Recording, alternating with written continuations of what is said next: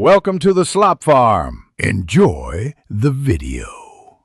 You begin by picking the visual or control you want filtered. Pick it now so changes apply where they matter.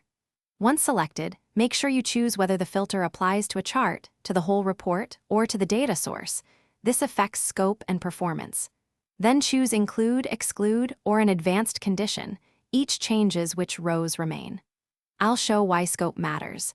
A report-level filter reduces repeated work, while chart-level keeps variations per visualization. Now you construct the actual condition. Pick a field, select an operator like equals or contains, and type the value. Once done, combine rules with and, or to express exact logic. Group related clauses to avoid unintended matches. Make sure to use functions or rejects when you need partial matches or pattern filtering. After building the filter, preview it against the chart or a small date range so you can verify results before publishing. This catches common mistakes early. Apply the filter and refresh the report, then validate by comparing totals or known values so you confirm it behaves as intended. Once satisfied, save the configuration or create a saved filter to reuse across charts.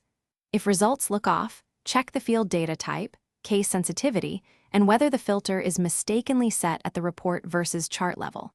A key troubleshooting tip: toggle off related filters one at a time to isolate conflicts, because overlapping filters often cause unexpected exclusions. Thanks for watching. Consider subscribing if we helped you today.